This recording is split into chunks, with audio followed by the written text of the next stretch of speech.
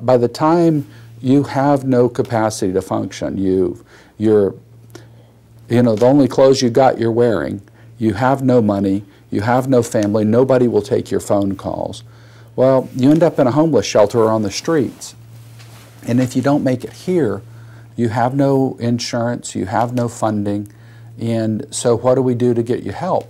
And so based on my experience working in the rehab and recovery business, I knew we could do a good job starting a faith-based model for a recovery program.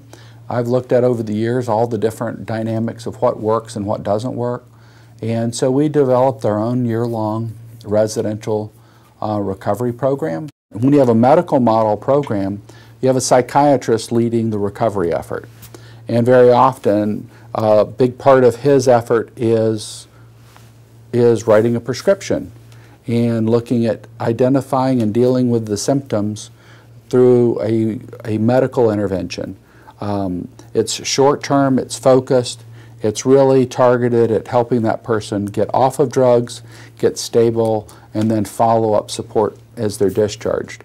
Here, they've come to us oftentimes after they've gotten out of detox. So imagine yourself coming into a recovery atmosphere completely alone, feeling broken, feeling desperate, and now we put you in with a group of 10, 11 other men, and you begin to bond as a team. So we do a lot of team building. We do a lot of, in that early part of the program, our program is staged in month-long modules.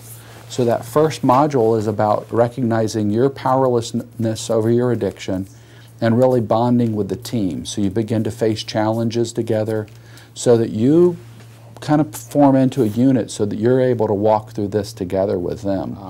In recovery, when you have a therapeutic community setting where they really are responsible for walking it through with each other, then they take ownership in that and they're much more likely to stick it out. So our recovery rates are around 90%. It'll fluctuate a little bit, but right now we're a little over 90%. We hate to say that because nobody believes it. When people are coming in, they feel the profound impact of their bad decisions, of their addiction, of their poor choices, and they feel so desperate and alone. That's the toughest time in somebody's life a lot of times. And so that's where we really focus on building that sense of community to make it easier for them to get through that transition. So the first month you come into Justin's place, our drug and alcohol program, you're not working outside of the program. There's chores and activities to do. But your focused effort is really about learning how to stay sober and build into a team.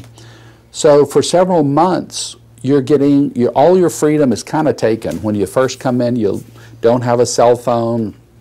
You're in a blackout period, so you can't talk to your girlfriend or family. It's really focused on you bonding with the team and really making it. As the program goes along, though, we now need to start thinking about how you're going to support yourself in the future. In the 7th month, starting at month 8, you've conducted an interview process, you've been evaluated and placed in one of our social enterprises. So your first job, we hire everybody. Not only do we not charge in the traditional sense of a program, we now employ everybody. And so at month 8, they all start getting a paycheck. A big part of our job in recovery with these guys is to become that family of last resort. We're here to help that person not just get sober, find their faith, develop a brotherhood or a sisterhood to help them with their sobriety, but then to chart the course on how do you function as an independent adult. And so this is really becoming family for them.